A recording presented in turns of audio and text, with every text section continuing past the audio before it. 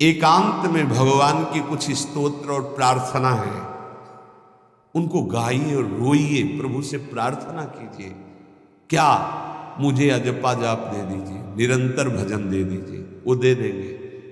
हमने संतों से सुना है कि भगवान भजन मांगने की बात को बड़ी जल्दी पूरी करते हैं कि मुझे अखंड भजन दे दीजिए, हृदय से जब चाहोगे तब। वो अंतर्यामी है, वो आपके अंदर बैठे देख रहे हैं। भगवान मुझे भजन दे दिए, आपके चल रहा विविध भोगों की, तो पहले उन भोगों को नष्ट करेंगे या पूर्ण कराएंगे, तब आखिरी बातें आएगी। जब विभीषण जी श्री भगवान के सन्मुख गए तो भगवान ने सबसे पहली बात पूर्ण की, जो लंका में चलते समय भाव आया था कि भगवान के चरणों का आश्रय लेकर उनके बाहुबल से इस रावण का विनाश करके जिस सिंहासन पर बैठकर इसने लात मारी, यहीं बैठूंगा आके।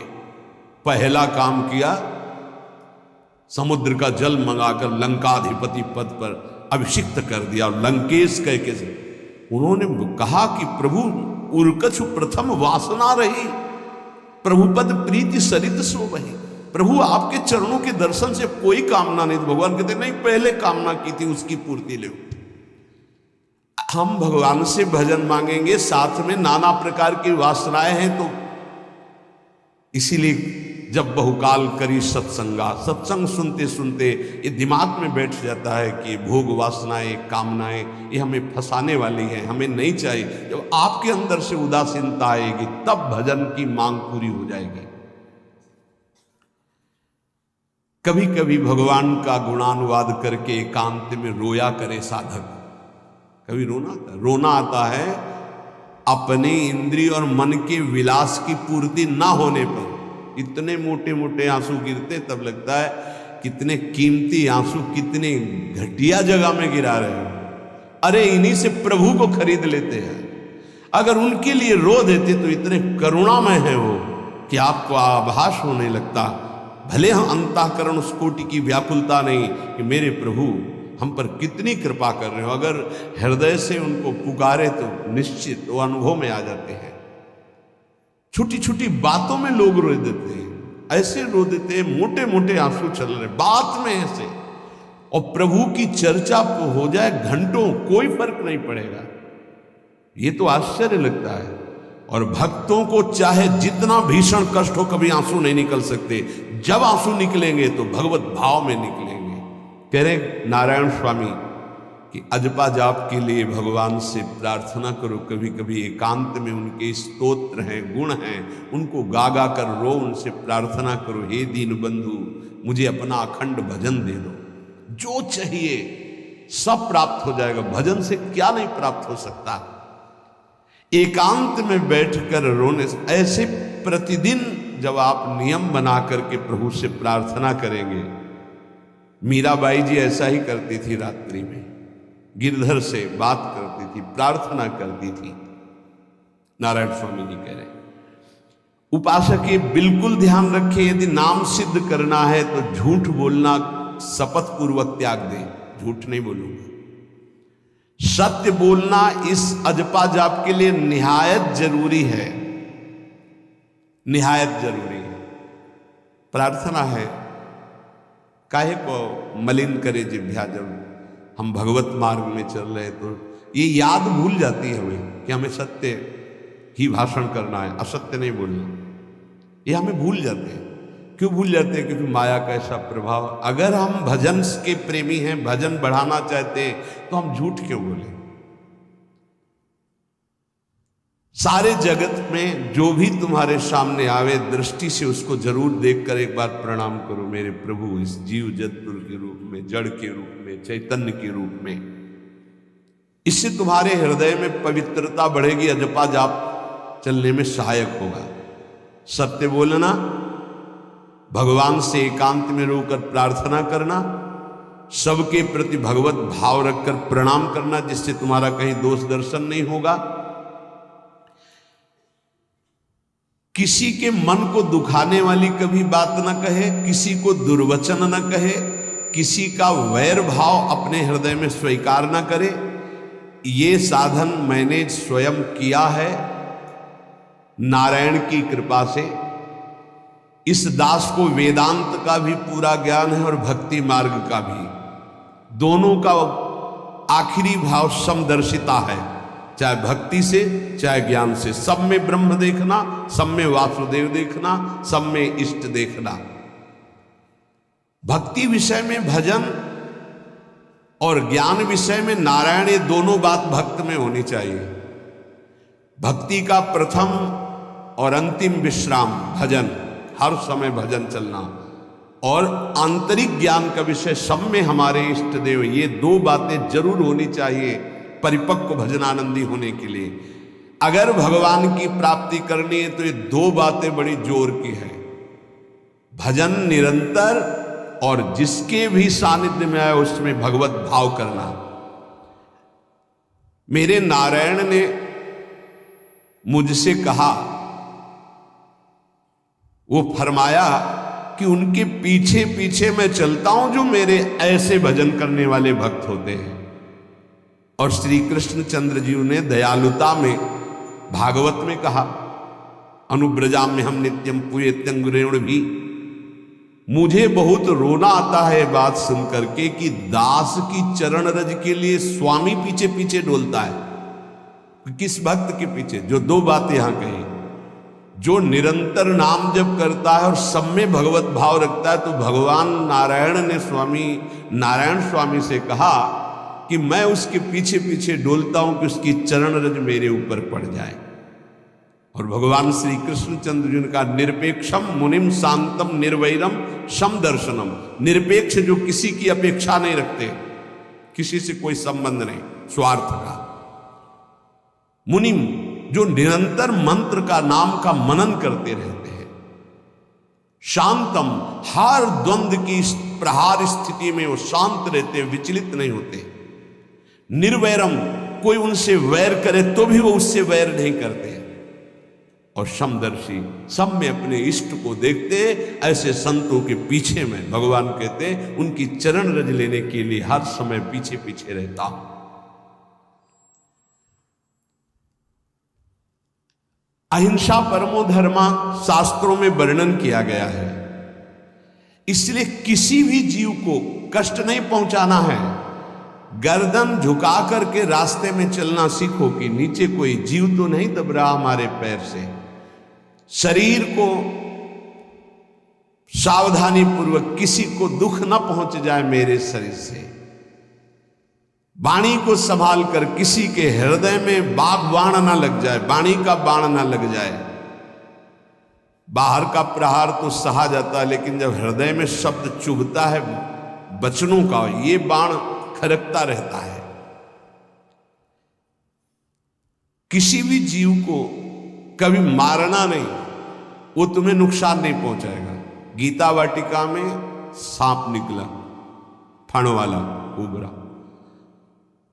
राधा बाबा ने कहा, देखो अभी केवल हमने देखा है, अगर और लोग देखेंगे तो आपको पीड़ा पहुंचा सकते हैं, इसलिए एक लकड़ी उठाई और कहा मैं रास्ता बना रहा हूं, आप इधर से चले जाओ। ऐसे किया सांप। सब में भगवान है। अगर हम भगवत भाव करते हैं तो निश्चित वहां से कोई विरोध नहीं होगा। जब हम भगवत भाव करते तो सर्वात्मा भगवान वहां विराजमान, कैसे आक्रमण करेंगे? जैसे रत्नावती जी के लिए माधव सिंह ने जंगली शेर पिंजड़े में बंधवा कर वहां लाए और ऊपर से बालकनी से पिंजड़े का ऐसे खींच दिया गया, शेर बाहर निकला दहाड़ता हुआ। और वो पूजा में थी ठाकुर जी की। संतशाला में बहुत से संत विराजमान थे। दासी ने कहा, महारानी सावधान, सिंह।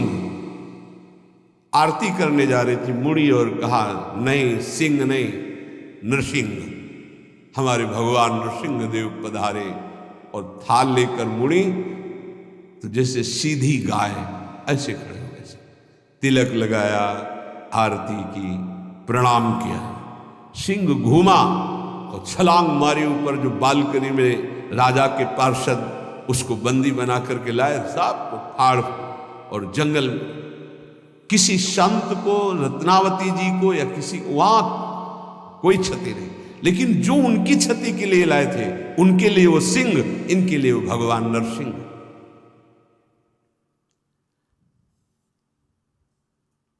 यथा योग्य दूसरे की सहायता करना, ये अपने भजन को बढ़ाने के लिए अत्यंत आवश्यक है। नारायण स्वामी जी कहते हैं, साधु क्या सहायता करेगा? मान लो जो अकिंचन है वो क्या सहायता करेगा? तो विद्या दान सबसे बड़ा दान है। तुमने जो शास्त्रों में स्वाध्याय किया है, जो अनुभव किया है, वो दूसरों को दो। जो अधिकारी है, जो दैन्य है, जो सुनना चाहता है, उसे जरूर सुनाना चाहिए। जो विद्या का दान करता है, भगवान का भजन बहुत सहजता से होने लगता है, दूसरे को भजन में लगाने की बात। इसीलिए जैसे आप गृहस्थ में हैं तो आप अपने परिवार के छोटे बच्चे बड़े सब 5 मिनट आप राधा राधा कहिए, आप 10 मिनट भजन कीजिए, आप स्वयं कीर्तन कीजिए, पूरे परिवार को सुनने को मिले, बहुत लाभ मिलता है। सब अगर नगर कीर्तन करें तो लाखों लोगों के पाप नष्ट हो जाए, आपको बहुत जल्दी भगवत प्राप्ति हो जाए। ये साधन होते थे। अब क्या हो गया कि इतनी भजन के प्रति लघु बुद्धि हो गई कि शर्म लगेगी कि हम पूरे गांव में कैसे कीर्तन करें। जो शर्म लगने वाली बातें, उनमें शर्म नहीं, नाम जप में शर्म लगेगी कि हम 10 लोग मिलकर नगर कीर्तन करें। पहले ऐसा था, प्रातः 4 बजे गांव के 10-20 लोग बड़े बूढ़े मंजीरा लेकर, ढोलक लेकर के आसपास गांव में फेरी देते थे, जिसे प्रभात फेरी कहते थे, और वो नाम कीर्तन करते हुए कितनी सुंदर प्रथाएं थी। शाम के समय रामायण या भागवत की कथाएं, कोई जो पढ़ा लिखा है वो सुना रहा है, 10, 20, 50 ऐसे आसपास के घरों के लोग बैठकर भगवान की चर्चा सुन रहे हैं। ये जरूर करना चाहिए, जो भजन के लिए बहुत उत्साह बढ़ता है। ध्यान करते समय, भजन करते समय मन तुम्हें घुमा घुमा कर माया में फंसाएगा। नारायण स्वामी का अनुभव, तुम्हें उसको घुमा घुमा के भजन में लाना है, ये युद्ध करना है। हे मन ने जो मांगा वही हम देने के लिए तैयार हो जाते हैं। ध्रुवदास जी कहते हैं, मन अब तक तूने जो कहा मैंने किया, मैं जो कहता हूं तुम्हें करना पड़ेगा।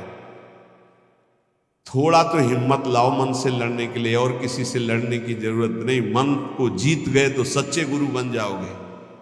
मन को जिसने चेला बना लिया वही सच्चा गुरु नहीं। मन के सब चेला हैं, कोई बिरला ऐसा है जो मन को अपने शिष्य बना ले। बहुत ध्यान दीजिए, लाखों बार प्रश्न आते हैं।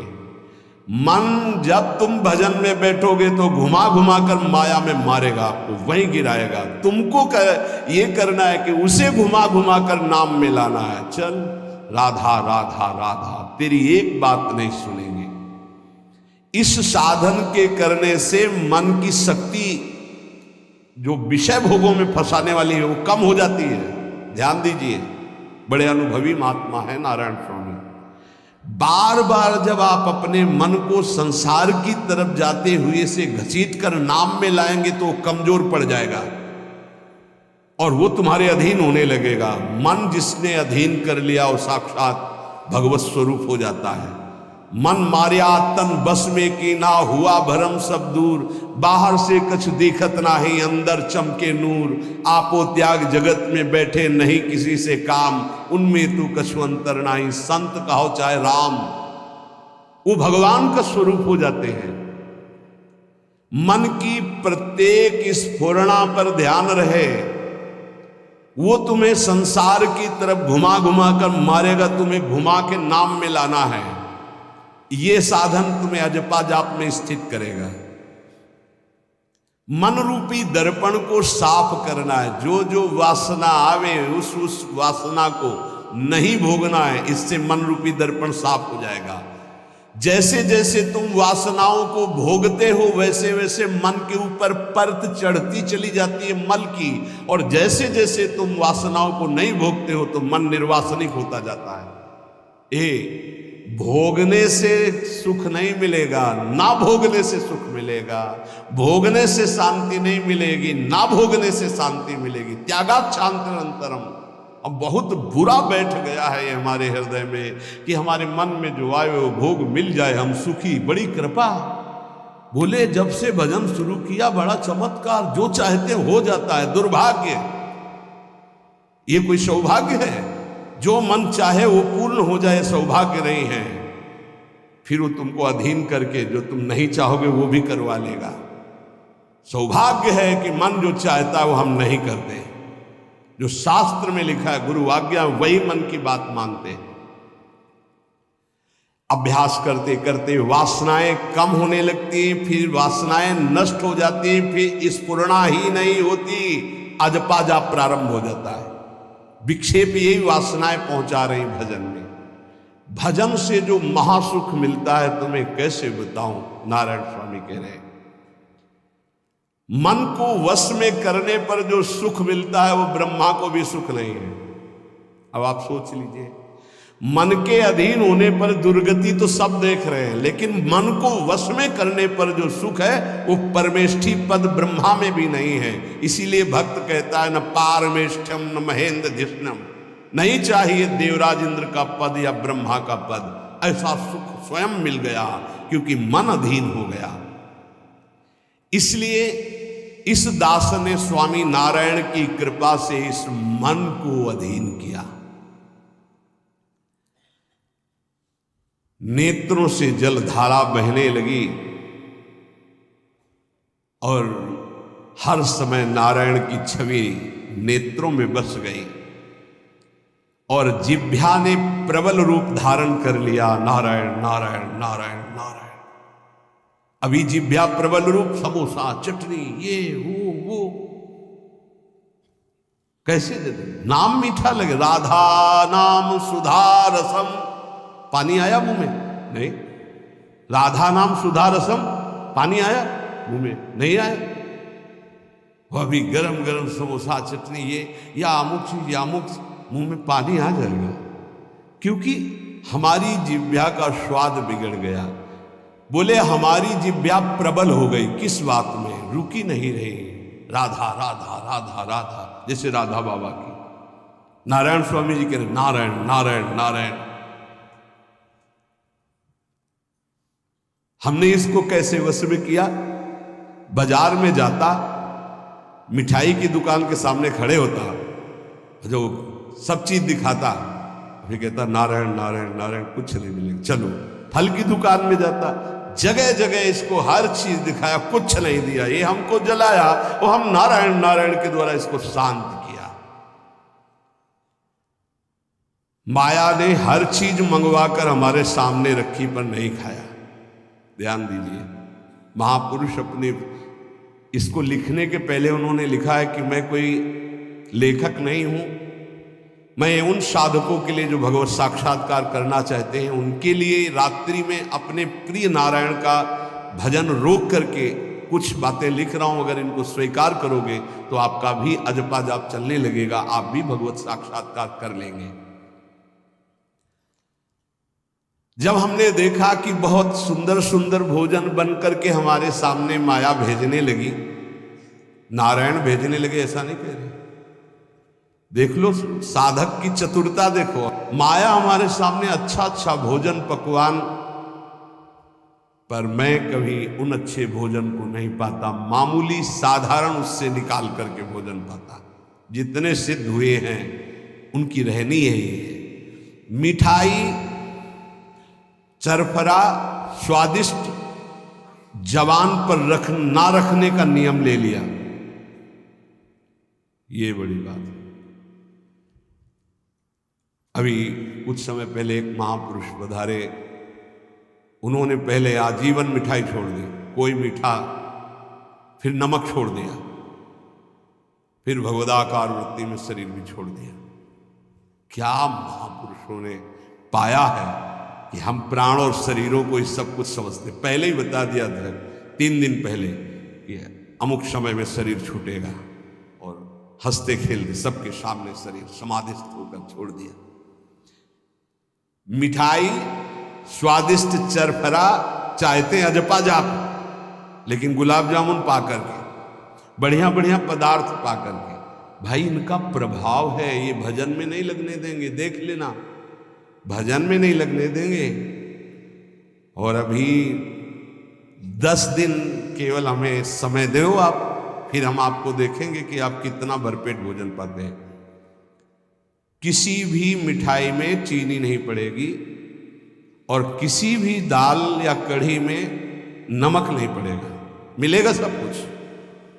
खीर भी मिलेगी, गुलाब जामुन भी मिलेगा, पर चीनी नहीं होगी। दाल भी होगी, सब्जी होगी, कढ़ी होगी, पर नमक नहीं होगा, चलेगा। 10 दिन बाद आप देखो अगर पेट न पचकने लगे तो स्वाद ही नहीं मिलेगा। ये क्या हो रहा है? ये जवान को संभालना है अजपा जाप के लिए। वो गोस्वामी तुलसीदास जी ने भी कहा, अगर लोन बिना सब्जी ऐसे सीठा भोजन तो बहुत जल्दी नाम सिद्ध हो जाए। तो हम कह रहे चलो ऐसा नहीं सही तो पर सात्विक और थोड़ा पाना सीखो।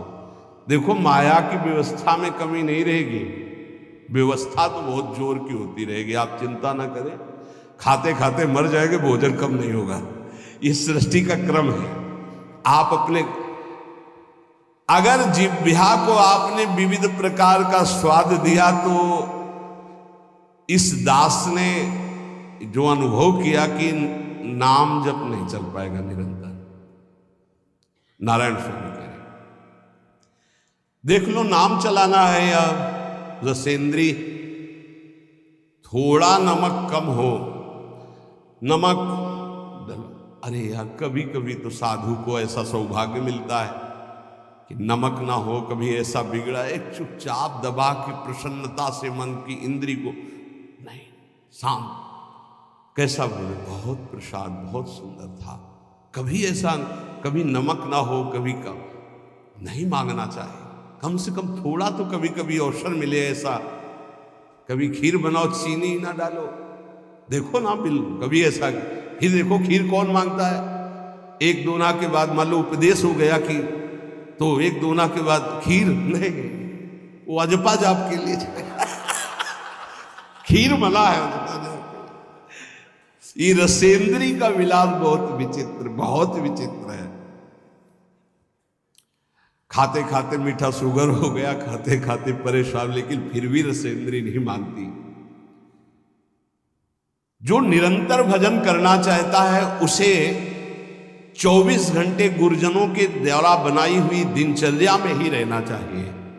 एक दिनचर्या कोई पकड़ लीजिए, एक आज्ञा पालन कीजिए। अगर 100 आज्ञा न पालन करने की सामर्थ्य आ जाए तो बताना, एक कोई आज्ञा पालन कर लीजिए, वो 100 आज्ञा पालन, और एक आज्ञा उल्लंघन कर दीजिए, 100 आज्ञाओं से आपको नीचे गिरा देगी। एक दिनचर्या पालन कर लीजिए, आप अपने मन को आज्ञा पर लगा दीजिए, एक दिनचर्या पालन कर लीजिए। कौन सी दिनचर्या ऐसी कठिन जो आप पालन नहीं कर सकते? मैंने एक यूरोप का आदमी था, वो बहुत अमीर था। वो मरते समय घर वालों को कहा कि मैं एक वसीयत लिखा है, वो मुझे पढ़ने को मिली उस दिन। पूज्य नारायण स्वामी जी कह रहे, उसमें कोई रुपया पैसा की वसीयत नहीं थी। उसने एक बहुत मोटे अक्षरों में शब्द पूरा खाली, पूरी डायरी खाली, केवल एक शब्द, और कहा मैं वसीयत आप लोगों को लिखकर, time is money in the world. सही शब्द है कि गलत है? वो वर्ड होगा, हाँ, क्योंकि ज्यादा पढ़े लिखे। Time is money in the world. दुनिया में सबसे बड़ी संपत्ति समय है। दुनिया में सबसे बड़ी संपत्ति समय है। जब से मैंने ये पढ़ा तो इस दास ने समय की सदैव कद्र की है, हर समय को सार्थक किया है। या निरर्थक करने में समय की सार्थकता समझ रहे हैं। निरर्थक सोना, निरर्थक बातें करना, बिना भजन के जो सेकंड गया व्यर्थ गया। बहुत सुंदर बात है। जिसने समय की कीमत पहचान ली वो सबसे बड़ा संपत्तिवान। Time is money in the world. संसार में समय ही सबसे बड़ी संपत्ति है। समय की सदुपयोग वृत्ति राधा राधा राधा राधा। इसको पाबंदी में बांधिए, तुम्हारा लोक परलोक दोनों सुधर जाएगा। समय को एक, इस समय ये, इस समय ये, इस समय ये, इस समय। परसों जब इसी का सत्संग हुआ था तो ये हुआ था कि यदि आपने किसी को 5 बजे का समय दिया तो 5 मिनट पहले पहुंच जाइए। ये साधक का लक्षण होता है। अगर 3:30 बजे से वाणी पाठ होता है तो आपको यहां 3 सवा 3 बजे ही उपस्थित हो जाना चाहिए। आप सर्वांतर्यामी भगवान के द्वारा दिया हुआ दिव्य मानव देह और दिव्य सत्संग और इसको दिव्य बनाने का अवसर खो मत। नहीं, ये सोने के लिए नहीं, ये व्यर्थ के लिए नहीं, ये मुंह दिखी करने के लिए नहीं है, ये अंता से पालन करने के लिए है। जब से मैंने ये शब्द पढ़ा था time is money in the world, तो अपने जीवन में कभी 1 मिनट भी व्यर्थ नहीं खोने दी, 1 मिनट भी। देखो, यही लगन नींद पर विजय प्राप्त करवाती है। यही लगन कि मुझे समय बर्बाद नहीं करना, जितना अधिक से अधिक भजन। पता नहीं आज शाम हो कि ना हो, हम क्यों अपने इस दिव्य समय को नष्ट करें। पर लोग समय कटता नहीं है, इसलिए टेलीविजन और कई कई प्रकार की बहिर्मुख वृत्तियों को स्वीकार करते हैं कि समय काटना है।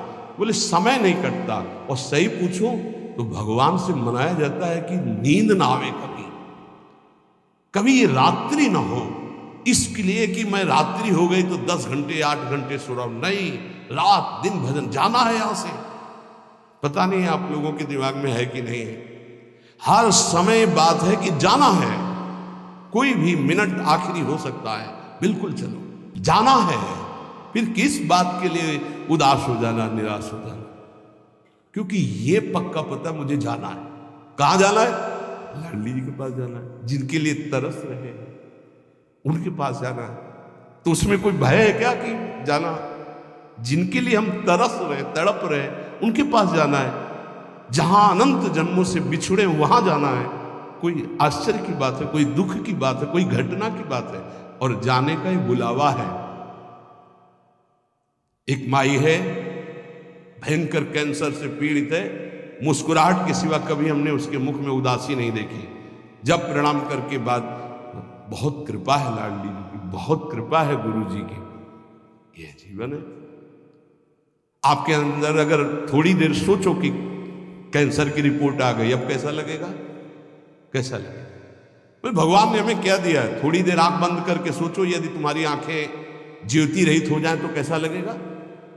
घबराहट पैदा हो जाएगी। आप देखो, अभी आंख बंद करो, सोचो, अगर ये सदा सदा के लिए ऐसी हो गई तो भगवान ने कितनी कृपा दी। तुम सुन सकते हो, बोल सकते हो, देख सकते हो, सूंघ सकते हो, चल सकते हो, अभी स्वस्थ हो। समय की कदर करो, नहीं ये समय निकला चला जा रहा है, ये वापस नहीं आने वाला। और स्थिति ऐसी बना लो कि हर स्थिति में तुम्हारा मंजीरा बजने से रुके ना। पक्का जब भीषण कष्ट की स्थिति थी तब भी कहते थे व्हील चेयर में बैठा लो, हमारा नियम है इस समय बाहर निकलकर 4 चक्कर लगाना, आप लगाओ चक्कर। नहीं, ऐसे नहीं बैठा नहीं, हमारा नियम, और जो नियम है उठाओ, हमको टांग के ले चलो, हमारा शरीर का संस्कार करो, वैसा चलो, टाइम बाय टाइम। ये क्यों हुआ? बचपन से इसका अभ्यास और भगवदाश्रय। इसीलिए सबसे प्रार्थना करते हैं, ये किसी एक के लिए नहीं है। व्याधि मंदिरम शरीरम व्याधि मंदिरम, कौन सा देवता प्रकट हो जाए? किडनी फेल, कितने प्रकार के रोग हैं भैया। और एक बार जहां रिपोर्ट आई कैंसर, खत्म किया, भजन साधन सब खत्म, चेहरे का रंग बदल, दिल बोले ब्लॉक हो गए दोनों में से। अब वो परेशान, अरे ब्लॉक नहीं, फेल हो जा, पास हो जा, इसमें क्या जाना। राधा राधा हर समय तैयार है। जैसे आर्मी का जवान तैयार रहता है बॉर्डर पे कि कहीं से भी गोली आ सकती है, ऐसे बिल्कुल तैयार रहो, पक्का तैयार रहो। बार बार कह रहे हैं सावधान, समय की कीमत को पहचानो।